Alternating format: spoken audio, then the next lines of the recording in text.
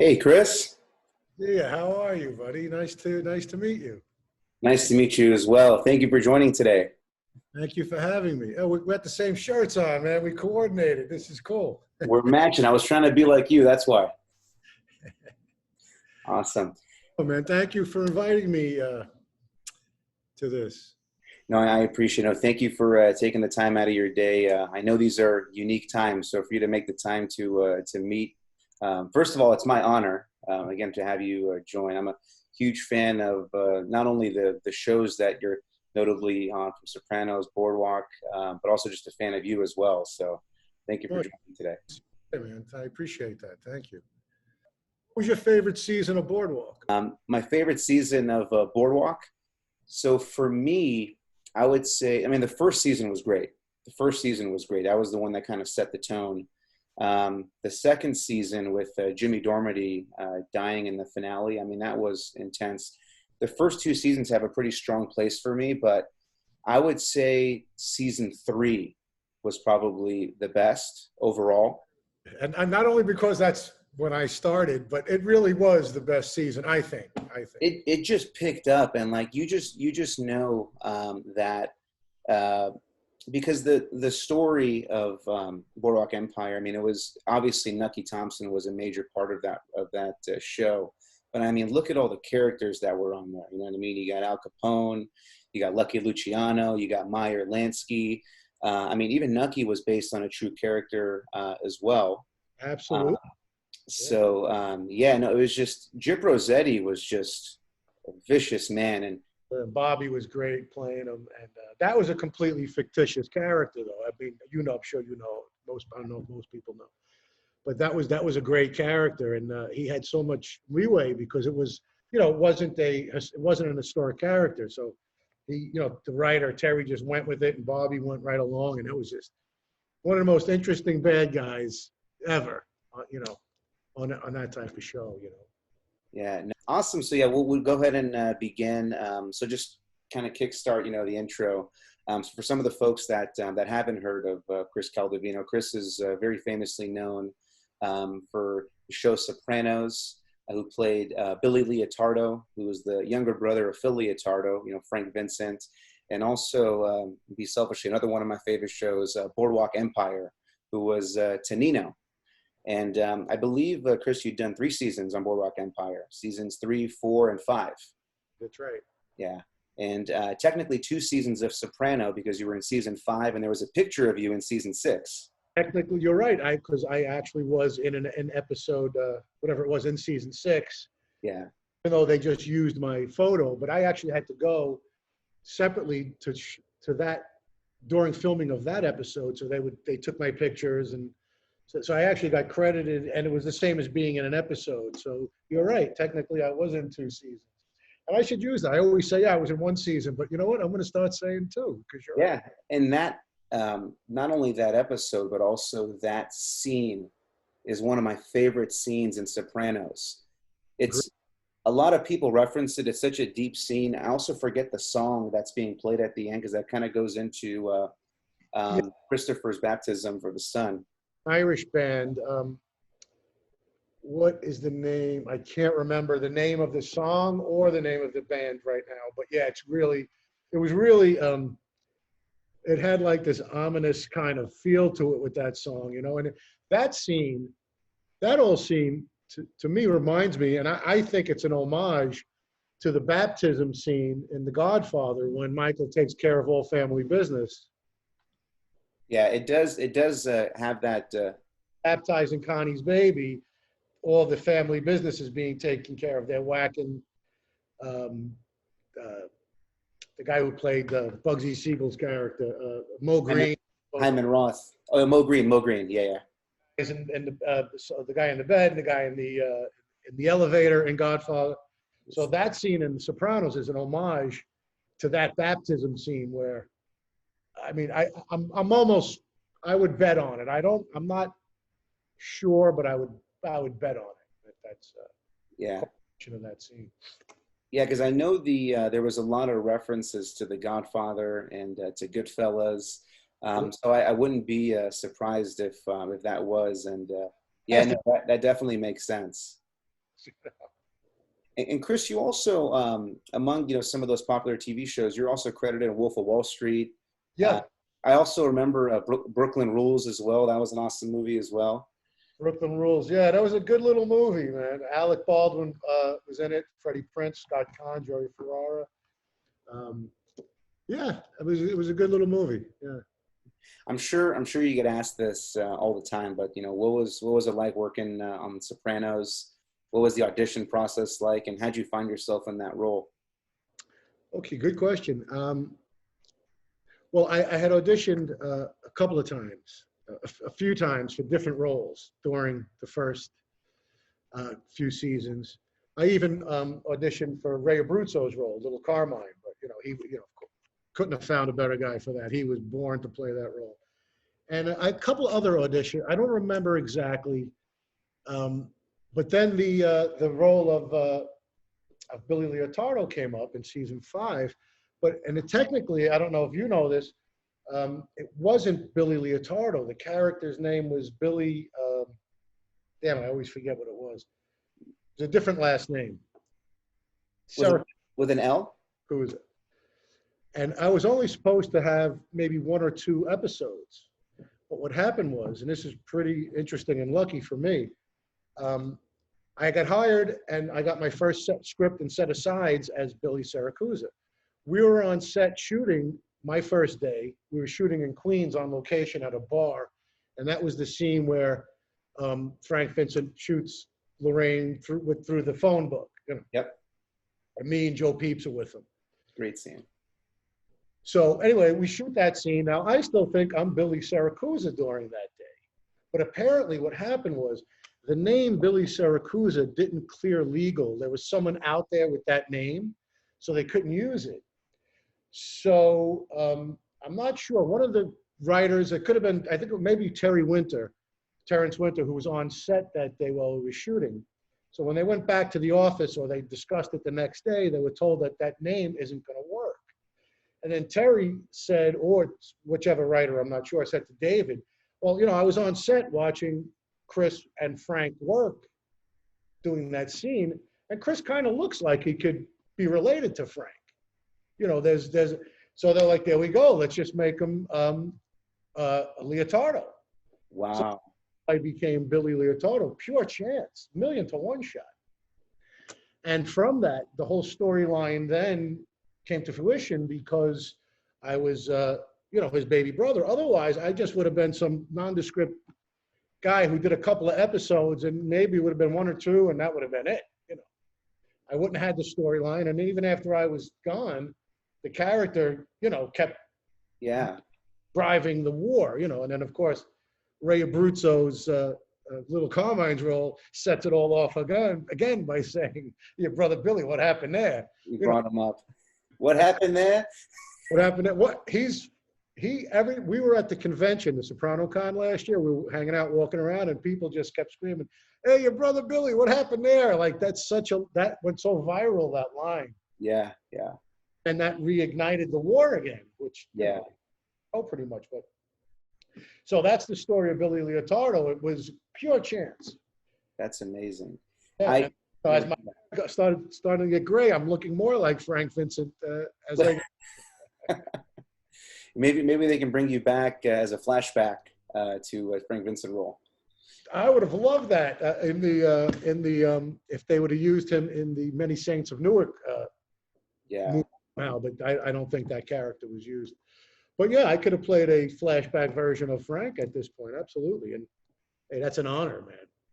I'll be honest, I actually did not know that that's how the character came to be. I mean, that small change, obviously, had such a dynamic impact for the whole season, the finale going into season 6. Sure.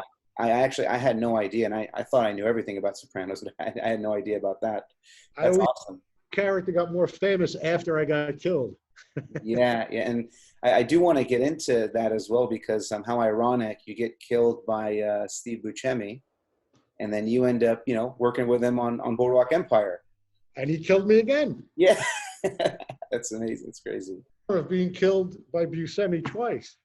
Yeah. What was it like? That too. We mentioned that when I started on Boardwalk. If you Yeah. want, when I started on Boardwalk, Steve comes up and he goes, "All right, no reprisals for me whacking you on Sopranos. It's truce." I'm like, "You're asking me for it? Of course, you're the star of Boardwalk. I ain't killing you, that's for sure. Just please don't kill me again." So we shook on it. Yeah. And he killed me again. Afterwards, I was like, "What happened, man?" He goes, "Hey, talk to Terry Winter. It wasn't my thing." Yeah, because Steve had directed a episode. He had directed an episode of Sopranos before he had done. Did Was it Pine Barrens? I think. Baron's one of the best episodes ever. Yeah. It's which Terry Winter wrote. Yeah. Episode, yeah. And then he ended up getting a season cast in Sopranos, and obviously you guys worked in Boardwalk Empire. What was it like working with Steve on both shows? Well, on Sopranos, I didn't have much with him, except for that one scene where he shot me. But again, not much interaction. But we stayed friends over the years and stuff, and I knew him there. But working with him, having a chance to work with him on a higher level on Boardwalk was a dream come true. He's one of the best actors around, and I just remember preparing for my scene with him. And I was working with a friend of mine. We were going over the lines and just rehearsing. I just wanted to nail it. So I'm like, I'm going in the ring against like Muhammad Ali, man. It's like you got to bring your A game. And not only that, if you bring your A game, he'll make you even better because he's that giving and that generous of an actor. And he really, yeah, man, I got to say, he really helped. He was so there with me. And, I had a lot of lines and a lot of dialogue, and he was even on his off-camera stuff, which some actors, they couldn't care about that. They're just, they're preoccupied with on my close-up. He was right there behind the camera, just as in it as he would have been on his if the camera was on him. So I got to thank him, and he was really, and I learned a lot just watching him work too. I learned a lot from him, and just experience. It really was. Yeah, what's so amazing with Steve is that he's so multidimensional. He's the funniest guy. You see him in like Big Daddy and Mr. Deeds and Grown Ups and Airheads, and then to see him in a dramatic role when he gets serious. And again, like seeing that in Sopranos season 5 and how he is as Nucky when Nucky's about to kill somebody is just multidimensional. It's amazing. And he would just turn it on, man. When we'd start, he'd just be, you wouldn't even, it'd just be there, he's there, man. No preamble, no, he's just, boom, he's in, and you gotta just be, you gotta be prepared. Yeah, I did see in an interview one time with Steve, someone was asking him, is it easy to get into that type of mode? And he said it's not easy. Like it's, especially if you don't have it in you, like to find that sort of character. So what about for you? Do you find it as challenging to kind of get into a serious role versus doing a comedy role? Well, comedy's hard. Comedy's not easy. It's a whole different set of muscles that you have to, work on. The comedy's not easy. I like doing both, but you have to prepare or approach both differently, kind of. But equally, you have to, equally as hard and equally as you have to work, hard, on both of them. It's not one is easier than the other, but it's a little different. Yeah. But character is character. So if you're doing a drama or you're doing comedy, if you have a character that you have to be in, aside from the drama or the comedy, that character has to be in place or nothing's going to work. The drama or the comedy won't work. So to me, it's character. You have to be really rooted in your character and know who you are and be able to turn it on and off like Steve does. It's not easy to get to that point, but once he's on set, he's able to flip the switch because he's done the work prior. I like doing both, and again, both of them are equally difficult and rewarding in their own right. But a lot of work goes into, especially when you're playing a character like a murderer or, gangster, if you've never killed anybody, you have to put yourself in that headspace. Yeah. And for the show Boardwalk Empire, did you audition for any other parts, or was the Tonino role the only role? Book a few times also, absolutely. I auditioned for the pilot to play Shea Wigham's role. I wasn't. His brother, not his brother. I wasn't right for that. So I auditioned for that. Then later on, I auditioned for Joe the Boss, Mazzaria. Oh yeah. Which again, Ivo Nando got that role, and he was amazing in it. I couldn't have come close to that, what he did with that role. Yeah. One other one, I don't remember which one.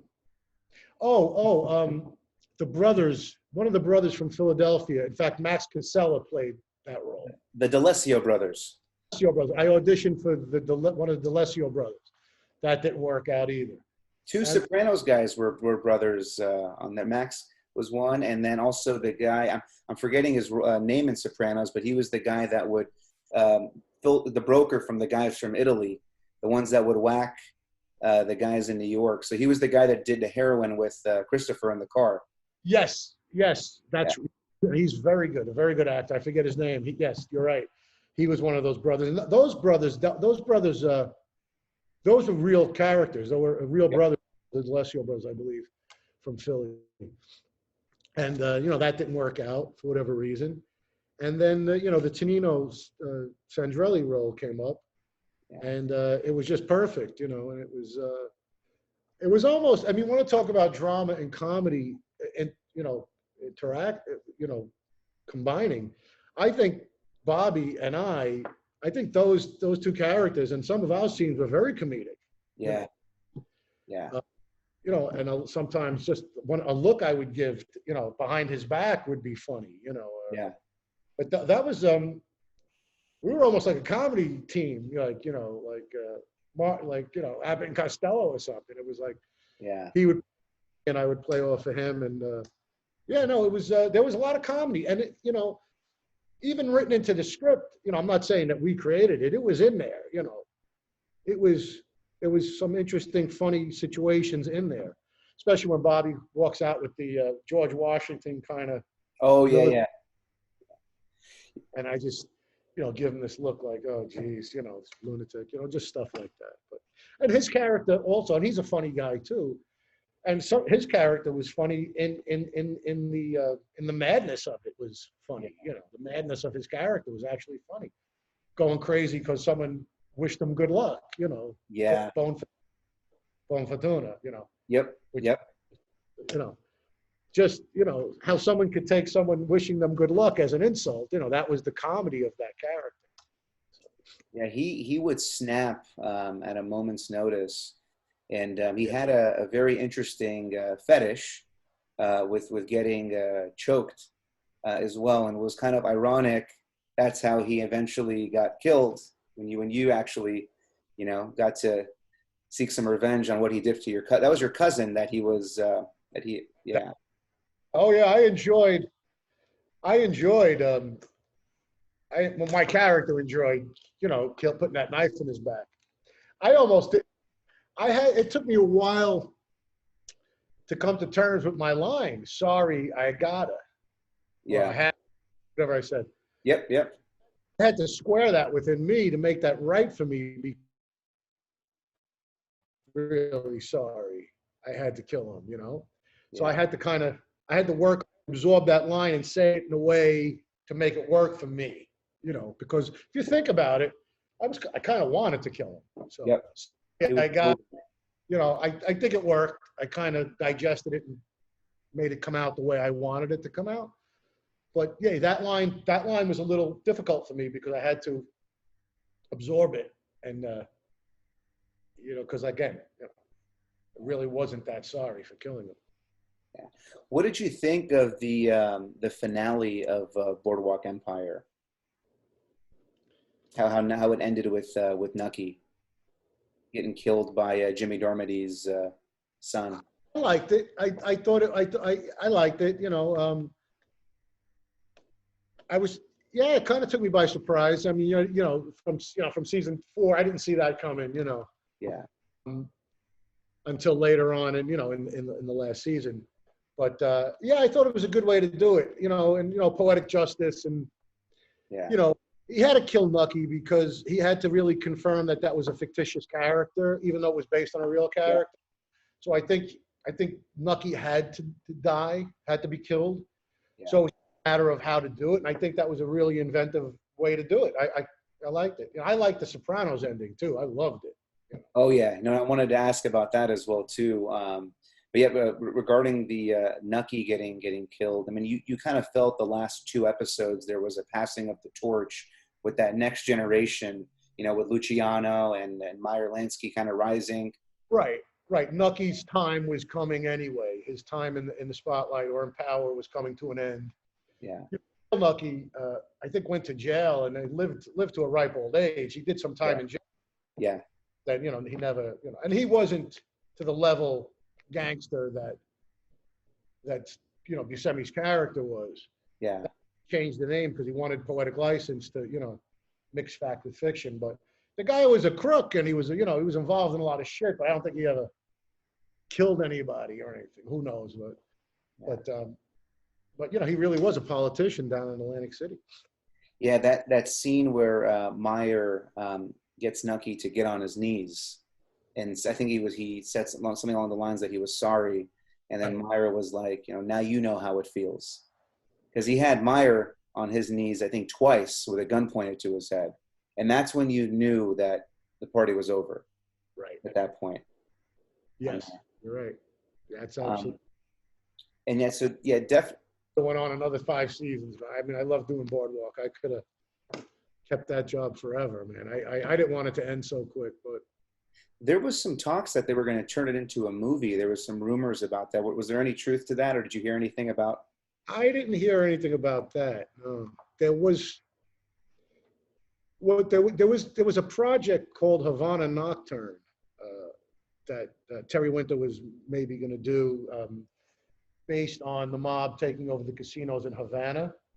I don't know if that's still happening. It was in the preliminary stages, but it would have been a bit of a continuation of Boardwalk because it would have been Luciano, and Lansky, and a lot of those characters now 10, 15 years later in Havana. And that show would have ran from like 46 to 59, when the Cuban Revolution, of course, Castro threw them all out. But that project's been out there. I don't know if it's going to happen or not, but maybe that has something to do with, because I didn't hear anything about a movie per se. If people say, we want to see more Boardwalk, this kind of would have been a continuation of those characters, the New York characters anyway. Yeah. I don't know if that's going to happen though. Yeah, I did see an article a couple weeks ago about Terrence Winter working on a new TV series, I believe, with Nick Pileggi. Yes, now that's Goodfellas. It's with Nick Pileggi, and that's going to be it's going to be kind of a scripted series on the history of the mob, starting in like 1905 or whatever, and do like a progression, maybe a decade and a half every season, or a decade per season or something. Yeah. So yeah, I mean, you'll see, I guess when you hit 1930 and 40, you'll see the older versions then now of Lucky Luciano and Meyer Lansky and Vito Genovese and with Anastasia and all those guys when in the 30s when they kind of took power fully. So that's exciting. I'm looking forward to that. But I think Brian Grazer is attached as producer also, and I think Showtime is where it's going to happen. Yeah, that was in the article. Showtime will do it. So hopefully we'll get a little bit of Boardwalk stuff back, Yeah. No, that'd be great if we could see you back in a role and something with Terrence Winter. That'd be great. Yeah, no, that would absolutely. There's a strong possibility that could happen. Yeah, sure. And apologies, I interrupted you when you were talking about the Sopranos finale. What were your thoughts? I know there was a lot of mixed emotions with some fans on thinking their TV was turned off. I remember I was like, I didn't say anything for like 5 minutes. I was like, what's going on? Yeah, I got to admit, for the first couple of seconds, I thought my cable went out also, to be perfectly honest. But then it hit me what he did. It's funny, in my apartment building in LA, those are the days before streaming, so you had to watch the show on Sunday night. And I remember when it went to black, I heard from everybody was like, "Whoa, what the fuck? What the hell?" Like everybody had like a verbal reaction to it, like it's real, like, and it was like it's happening, and then all of a sudden the credits started rolling, and then everyone got it. But my take was, I loved it. I thought couldn't have ended any other way. Had to do it that way. And my take was that you don't know what happens.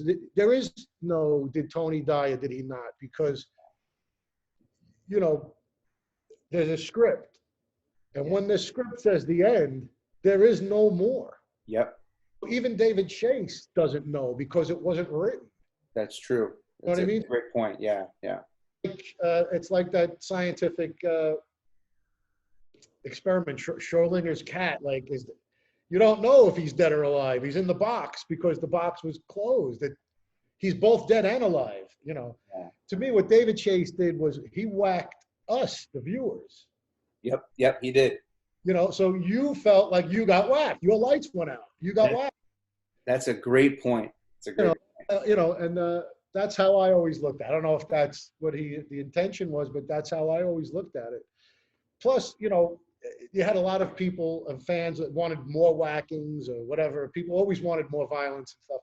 So this is the way of David Chase just whacking everybody. I've actually never heard that interpretation of the audience getting wet. It's true. We actually went to black. Our view went to black. A lot of people think that it was Tony's view, and we were the ones watching TV.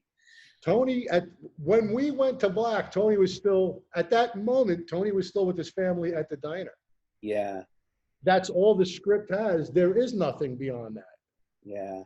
So there's a lot of signs, and if you kind of look at some of these myth videos on YouTube, and there's some really, really good points that indicate that Tony did get whacked, and then there's another great point to where if you don't see it, it didn't happen. Well, and that's the other thing too, and that's interesting because not only with filmmaking, but in a lot of aspects of art, a lot of artists will, people will attribute something to an artist's work, and the artist will say, "No, I had no intention of that at all." And David Chase has said the members only thing was just that's what the costume they had him in. It wasn't supposed to be a clue or a foreshadow or, and I even have spoken to Terry Winter about subjects. It's like, a lot of times, people find stuff that I didn't intend to put there. It was just, and that happens, with painters and all kinds of, there's plenty of movies where directors, I didn't mean for that, but if you want to take it like that, sure, but I didn't mean that, and so I don't really think David Chase put these signs in. We tend to look for patterns as humans, and we have to make sense of things, but sometimes in life shit happens that makes no sense, and in art it doesn't necessarily have to be an explanation for something. So I think it's interesting, all these things you're talking about all these different clues, but if you speak to David Chase, he'll say, "What the hell are you talking about?" Yeah. Now, who knows? Maybe he's just saying that, but from everybody I've spoke to, I mean, that just is a thing that happens. There was no intention there. Yeah. I even speak to Terry Winter, and he goes, I go, "What do you think?" I have no idea. I don't know if he's dead or not. I really don't. I don't. What are your thoughts on the Sopranos prequel movie, The Many Saints of Newark? I'm really curious to see it. I hope it's, I heard it's good. I've heard good things about it. And I'm just really curious to see it. I mean, some of the casting I've seen looks pretty interesting. Like Corey Stoll, I think, plays Uncle Junior. Yeah. And he's a good actor. I've seen on a bunch of stuff. And he, with the hat and the glasses, I saw a picture. He looked just like a younger version of him. He was in House of Cards as well. He was in House of Cards, and he was great in that. Yeah, no, I'm looking forward to seeing it. When's it? I keep hearing different release dates. Do you know? Well, it was supposed to come out early summer this year, and then it got pushed out a year. So I'm anticipating end of spring, early summer is when it got pushed out. Yeah, so it's coming out next year. Yeah, just because of the pandemic and kind of what's been going on, has been a lot of movies got rescheduled. Yeah. I'm curious to see it, and yeah, like I said, I wish they would have had a young Phil Leotardo. Maybe I could have played him, but it might have been kind of, well, in that instance, it might have worked, because even though people would have noticed me, in that instance, it might have worked, but it wasn't to be. Yeah. No, we'll have to wait and see. Maybe you do have a role, and we'll have to wait and see, and you're hiding something from us. I would tell you. Chris, I do have a few questions that I got from the fans that I wanted to ask you as well. So the first question that I got, so you worked with Bobby Cannavale from in Boardwalk Empire. I'm assuming you've watched the Irishman. Yes. What were your thoughts on the Irishman? I liked it. I thought it was good. It was great to see that whole cast together. It was great to see De Niro and Pacino finally together. And I would have liked to see more Harvey Keitel. Yeah. Favorites. Yeah, I saw I think even De Niro was saying he was underused for whatever. I think they shot more stuff, but the movie was so much editing. Scorsese just shoots so much, and his facial expressions were so good in that movie. I'm sure you've seen Mean Streets. Yeah. And that was Keitel's movie. De Niro was the co-star of that. Yeah. And he was just he's phenomenal. De Niro jumped off the screen there, and then from that was it. That made his career movie. But to have them both together like that, I just would have liked to see more of Keitel. And I thought Bobby Cannavale was great, and his role as Skinny Razor, I believe. Yeah. Everybody was good, man. And I know a lot of guys, and I worked with a lot of guys that were in that movie. Yeah, there's a lot of Sopranos guys that were in there, and Goodfellas guys. Pat Gallo, who played my cousin on Boardwalk, he was in it also. My friend Joe Riccobene, who played Frankie Yale on Boardwalk, played Jimmy Piano. Yep. He was the guy that ratted Joe Pesci. He was wearing the wire, I believe. Yeah. Right. And Jimmy, right. He was, exactly, and he was telling him to go kill some guy in California or something. Walnut Creek, that was down, that's right next to us. Right, that's right. He was supposed to go up to San Francisco that was a great scene. He was great in that. The list goes on. In fact, at one point, they called my manager about me. I guess they were thinking about doing a scene with Chin Gigante. So I was told that they might want to see me for that. But that never happened. I guess, it was still in script form. That got written out. I guess you were supposed to see Chin walking around with a bathrobe or something, or the 70s. I'm not sure he started doing that in the 70s. I think he just started doing that in the 70s. But because I kind of look like him, with same height, same kind of build. But that scene apparently never made it even into the movie. So when I went to see it, I didn't see a Chin. So I was like, oh shit, I didn't even make it in. But that would have been great, but didn't happen. So that would have been definitely a good cast. And Chin is actually kind of a fan favorite role. It's nice to see him. I don't think he's been portrayed just right yet. Oh, not correctly. That's for sure. Yeah.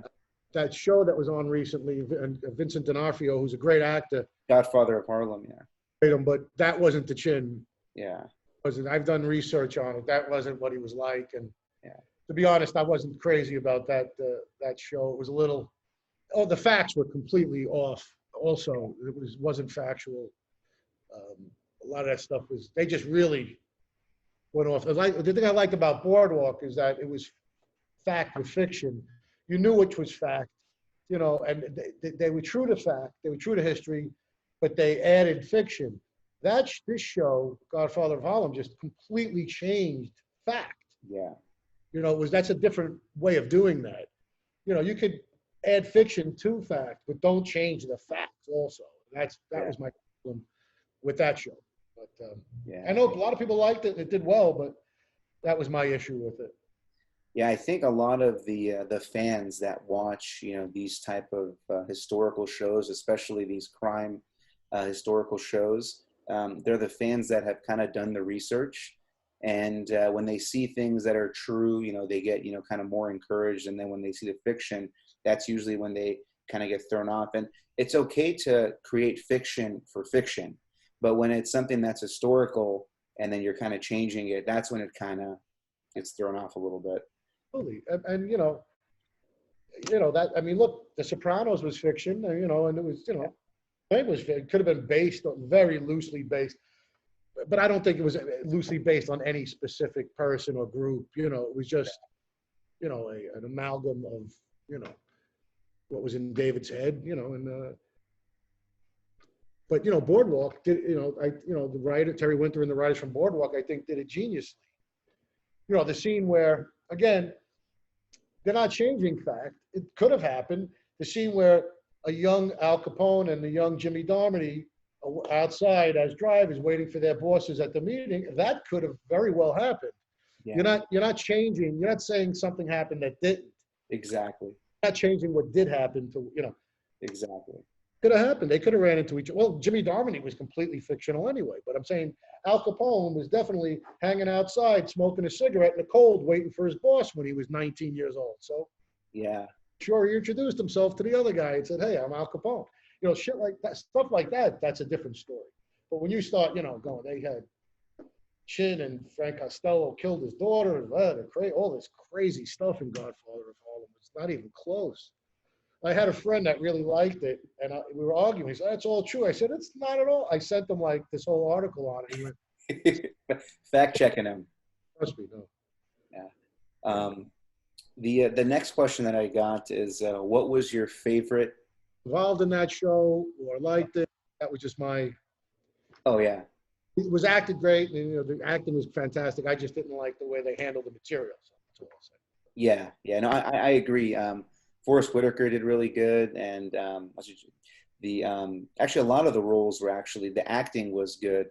It's just I started feeling it was almost a little bit more fantasy than reality, and I started kind of getting lost. Yeah. The next question I got is, what was your favorite wacking in Sopranos? And it can't be yours. Just as a viewer, what was my favorite wacking? Yeah. Well, okay, the most hard to watch, and the one that was the most heartbreaking, I would say, was Christopher and then Adriana. Yeah. Christopher's was very, very hard to watch. That was really emotional. And then also Big Pussies. So if you're talking about which was the most, emotionally effective, those. But then there was, the other ones. What was the most exciting or the most, action-packed? But to go by what affected me the most was probably when he put his finger over Christopher's nose and killed him. Yeah. That was like his brother, his son. It was like you couldn't be closer. It was just. Yeah. It was heart wrenching. It really. I had a tear in my eye when I watched that scene. Even now, when I rewatch it, that scene just gets to me. Yeah. And then the scene with Adriana was really jarring too, as she's crawling away, and she did an amazing job at that. But then again, with Pussy, when they're on the boat and they're saying, "Why'd you make us do this?" That too. I mean, it's so hard. Real. I'll say those three were probably the top three most that got the most reaction out of me. Yeah, no, and each one of those whackings just seemed so genuine. Like with Big Pussy, he knew he was fucked, and when he's trying to get the guys to take an extra shot, and they're just for a quarter of a second, you're like, these guys have some sense of reality, but things are going to change in a matter. And Paulie didn't lose sight; he was ready to go at all times. Paulie's the true blue guy. And if you notice the way they played it, I think there were I think Gandolfini was playing it that he could call it off at any minute. There was the suspense there. Is he going to do it? Is he not going to do it? Like you felt like he was really, Tony Soprano was not truly sure he was going to do it till the moment he did it. Yeah. You know?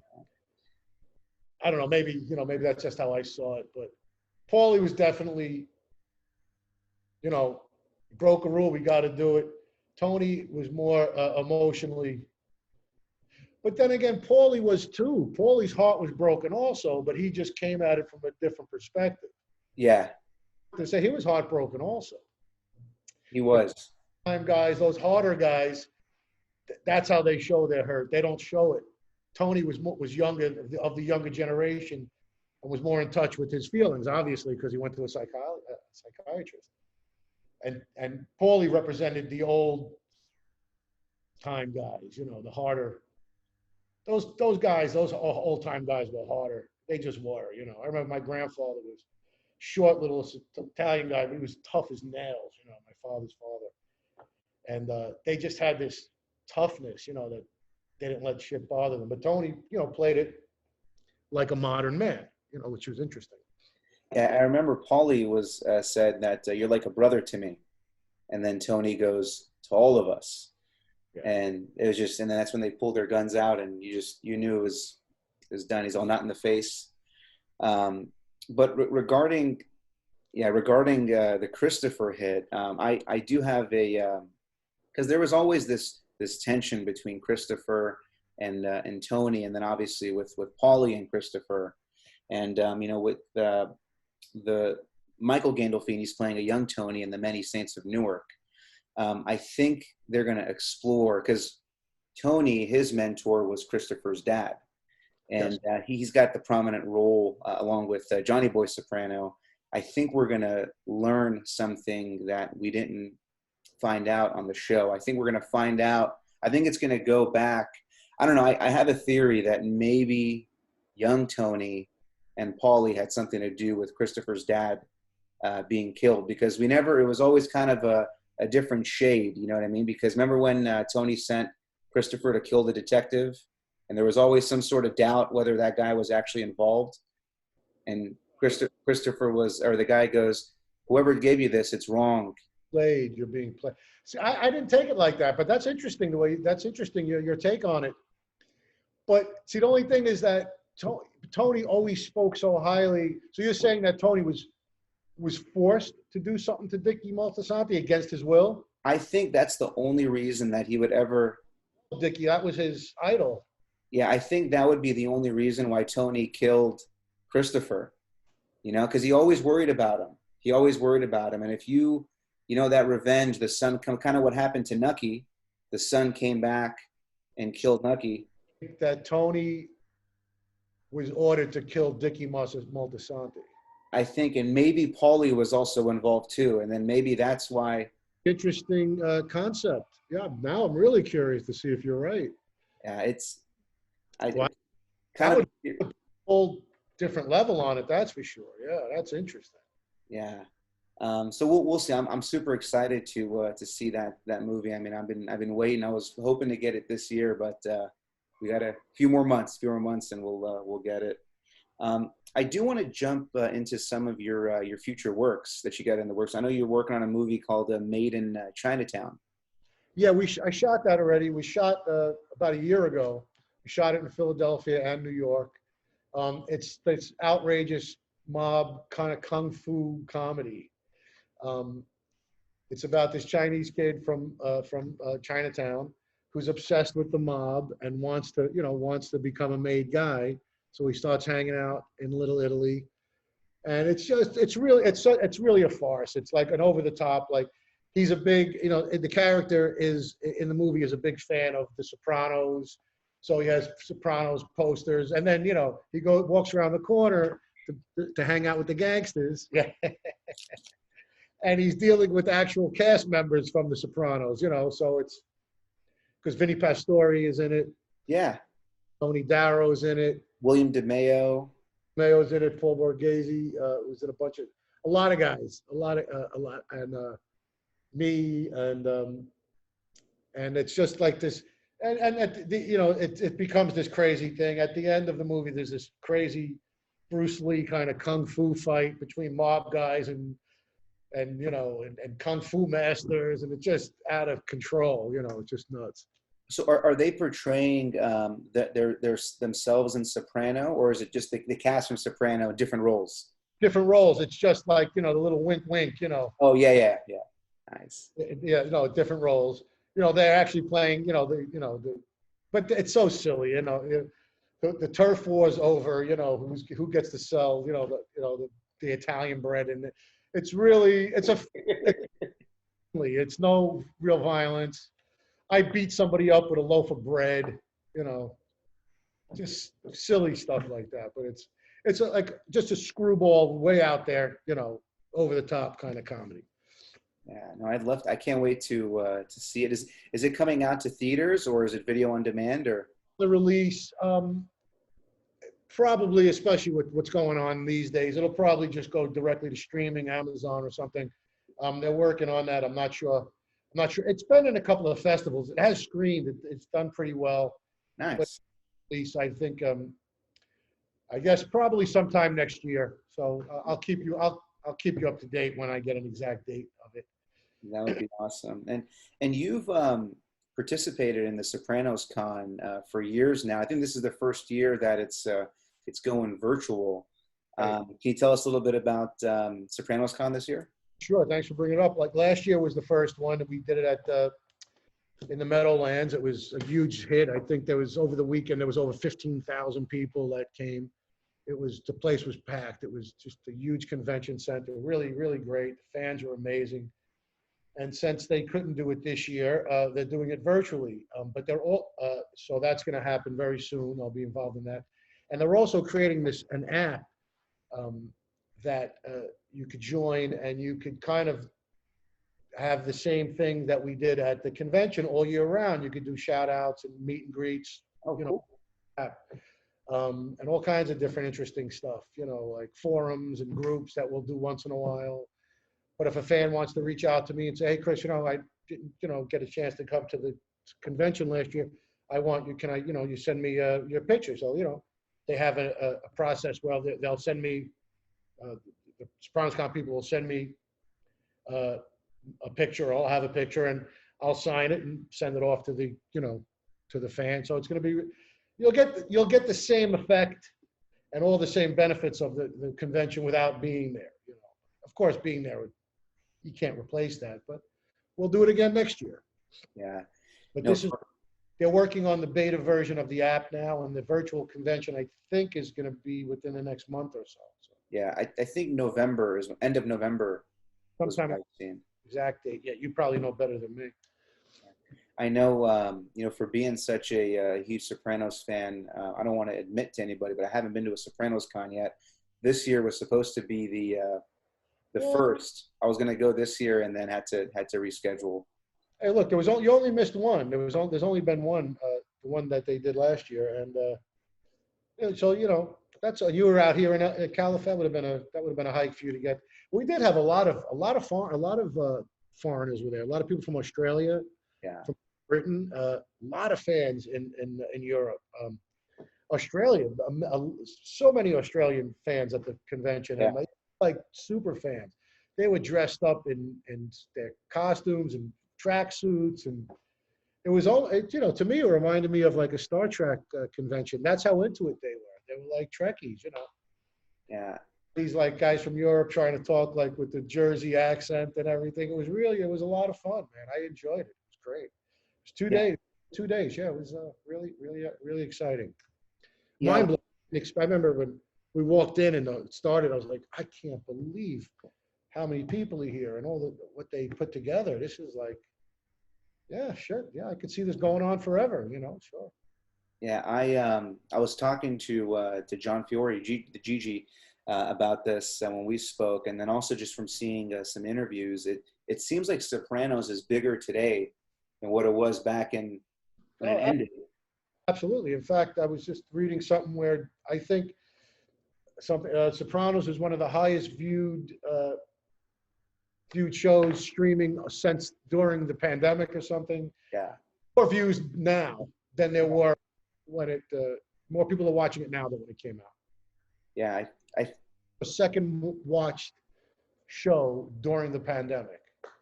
yeah, Something crazy number like that. yeah. I think the top two shows are Sopranos and Cobra Kai. Yeah, The two shows that are being streamed, just binge watching, and it's not just the adults. You know, like the younger generation is getting into it. it's really good. My brother turned me on to it. And I started watching. I was like, oh, it was really good. And Yeah, it's on Netflix, but it didn't start off on Netflix. It started off on YouTube. YouTube. Yeah. Yeah, I've been interviewing some of the guys from the original Karate Kid. So Karate Kid 3, Sean Kanan, who was Mike Barnes.